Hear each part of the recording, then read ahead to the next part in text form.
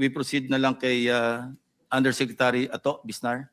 With some presentation because ang issue rito is yung reports na deliberately, no, di umano, allegedly, nang sinabite ni dating Secretary Bonoan sa Malacanang ay mali-maling grid coordinates.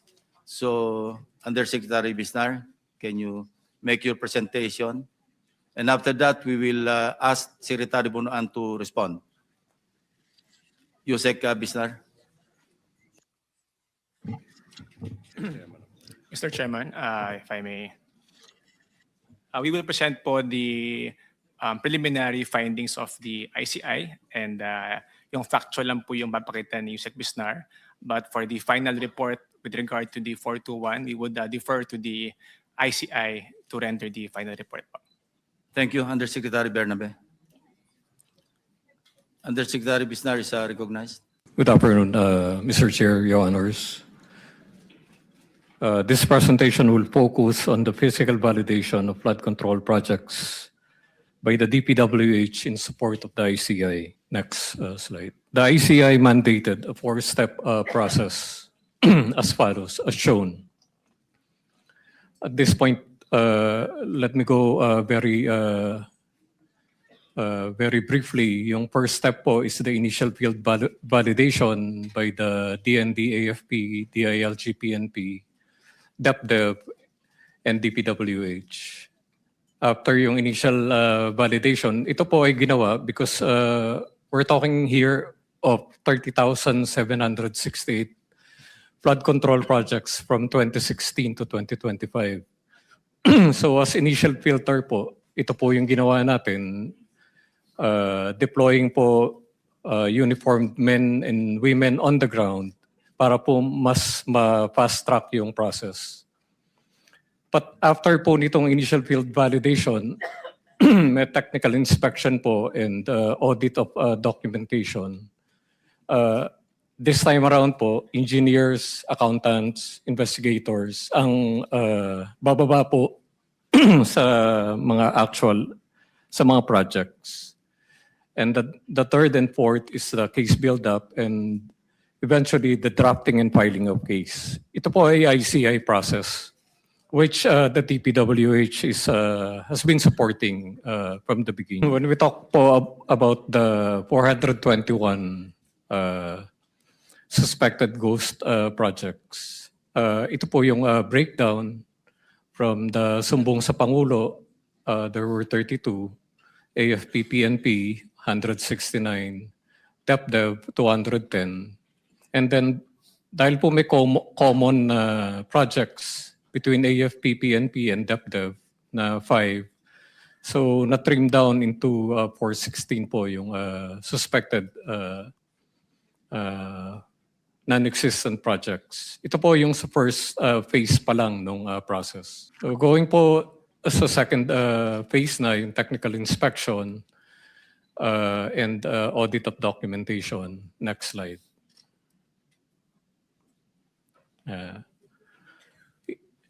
Ang ICI po created project investigation teams from the PNP and NBI. They focused po on the 79 flood control projects of the top 15 contractors. On the other hand po, the Secretary of DPWH found it important to deploy po DPWH quality assurance unit teams together with AFP and PNP engineers para po tulungan ng ICI with the technical inspection. So 337 po ang hinawakan po ng DPWH and AFP, PNP engineers. Next.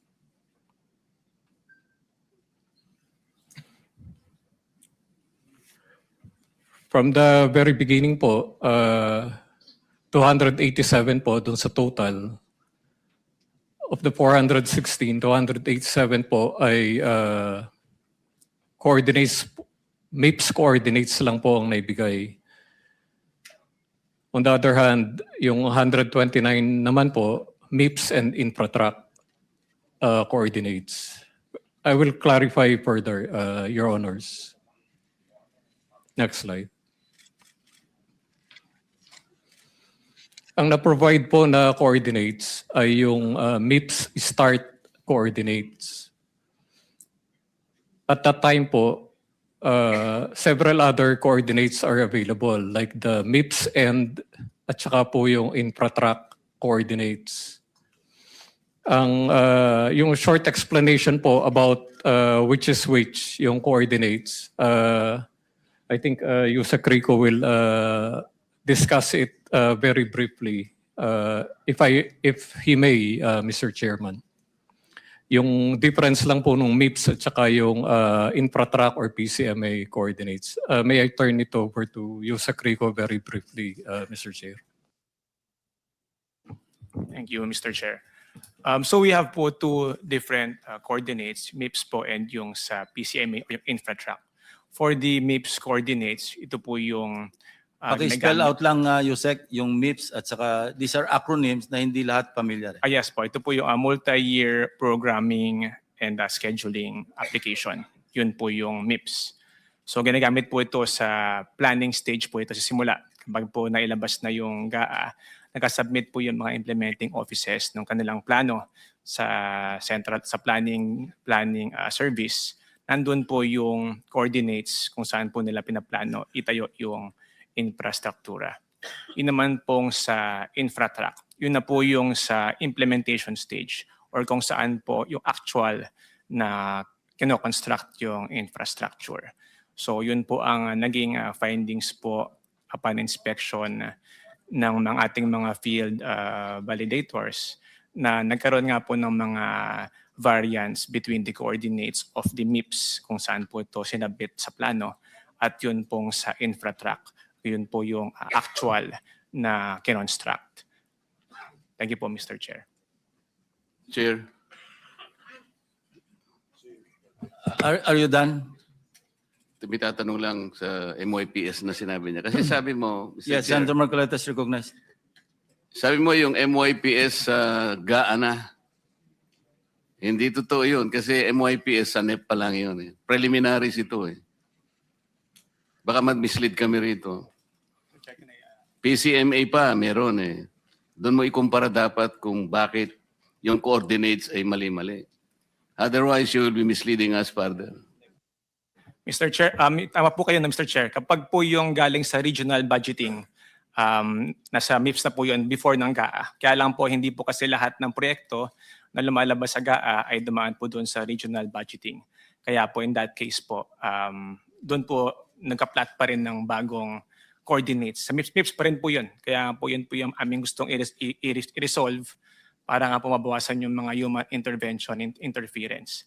Pero tama po kayo, Mr. Chair, tama po kayo. Kapag po galing sa regional budgeting before the GAA, meron pong MIPS coordinates. Ngunit yung mga proyekto po na wala sa regional budgeting, they will have to submit the MIPS after the GAA po. And then yung Infratrack po, yun po yung part ng PCMA during implementation stage po. Yung actual po na implementasyon ng proyekto. Thank you po, Mr. Chair. Let me clarify, yung MIPS ba, are you saying na irrelevant na ito pag lumabas na yung GAA? Hindi po, Mr. Chair. Relevant pa rin? Yes po, Mr. Chair. Yes. Yun po yung sa planning po, Mr. Chair. So, Correct. yes po. So hindi ito strictly na nasa NEP lang. Magta-transition ito sa GAA. Tama po, Mr. Chair. Okay, thank you. Please continue. Mr. Chair, i-emphasize ko lang po na yung MIPS coordinates, dalawa po yun. Yung, especially yung mga horizontal projects like flood control, yung coordinate sa start coordinate po kung saan magsisimula at saka yung MIPS end, ito po yung nasa screen. So dalawang coordinates po per project po yan. So, okay. Now, let's go to the meat of the discussion, because ang initial report that I received from DPWH itself, sinabi na deliberate, apparently, deliberate yung pag-submit ng mali-maling grid coordinates. Kasi iba yon kung inadvertent yung omission. Yes, sir. or yung pagkakamali. Pero kung deliberate, that says a lot, di ba? Yes, sir. So we'd like to be educated or informed. Sa inyong initial analysis or assessment, deliberate or hindi intentional? Mr. Chair, pwede pong magpakita ng Sige. ilang examples. Examples, po. yes, correct. Opo. Ito po, random po to, and mostly na ipapakita po dito yung mga extreme cases na talagang medyo may kalayuan ang ito po, this is a 2024 project in Naguilian, La Union. Ang MIPS start, ito po yung na-publish sa sumbong sa Pangulo. Paki-atras po. Paki-atras muna po. Ilang clicks back. Ito po yung MIPS start coordinates na na-publish sa sumbong sa Pangulo. Yun rin po yung color blue na pin sa mapa. Yan po, tinuturo ng cursor. Ito naman po yung MIPS end coordinates na available at that time pero hindi na po naibigay. And then yung quality assurance unit coordinates nung December. Teka muna, sorry to intervene. Ano? Meron pa sa gitna ito, di ba? Yung intermediate. Merong start, merong end, pero somewhere in between, merong intermediate, di ba? Yun po ang actually nasa department order na start, intermediate, and Para mas accurate. mas defined po. Mas defined. Tama. Yes, sir. Okay, please proceed. Ito pong yellow, ito na po yung actual site ng project, which is 1.97 kilometers away. Ito po ay point-to-point comparison po nung distance from the MIPS start coordinates at saka yung actual. We have to consider po na yung dahil horizontal project po to, so yung length po nung project hindi na po na isama dito sa computation ng distance. Ito po sa Region 2, 2022 project. Yan po yung MIPS start coordinate na nakapublish sa sumbong sa Pangulo. Yung MIPS end coordinates, and then yung actual po. Ito naman po, kung naibigay yung MIPS end coordinates, definitely po makikita nung validation team at hindi po ma-report na non-existent. It's 214 kilometers away, 2.14 kilometers away from the given coordinates, published coordinates in sumbong sa Pangulo. Ito pong examples na ito ay all throughout the different regions, Your Honor, Mr. Chair. Next, we'll go to Visayas po. Let's skip to Visayas. It's a 2024 project po, worth 98 million in Negros Oriental, yung map. So, Mr. Chairman, Yusek, will you please explain this to me like I was in grade 3? Ano bang ibig sabihin nung ito yung start, ito yung end, Yes, sir. tapos actual ito. So anong implikasyon nun? Yes, sir. Mr. Chair, if I may explain po briefly. Mr. Chair, basically, the presentation just shows na meron nga pong variance between the MIPS coordinates, yun nga po yung sinabit ng plano, and yun pong actual implementation. Now, kung bakit po meron ganong difference, yun po yung aming mga nireforma para nga po mabawasan yung mga ganong human interventions. No? And kung justified po ba yung pag-urong ng coordinates or duman sa proseso, that is something that we will have to investigate. Ngayon po, Mr. Chair, dun po sa tanong nyo kanina, kung yun po ba sinabit deliberately, of course, ayaw po namin, we're not in the position to answer that. Perhaps Secretary Manny Bonoan, who submitted those Yes, I understand. Ang tanong ko is, yung nag-random sampling lang kayo, di ba? Ilang projects out of the 30,000 all over the country, ilan yung nakita nyo sa random sampling para ma-establish ang pattern? Ilan yung tumama, ilan yung namali? This is important Yeah, kasi kung ang percentage ng mali na-overcome o na-overwhelm yung tama, may pattern yon. Pero kung halimbawang sa 10 na random sampling ninyo, isa o dalawa lang yung mali, then there's no pattern. Maybe inadvertent yung omission. Yes, sir. To me, as an investigator, Yes, that's sir. important. So, anong percentage ng mali against the tama?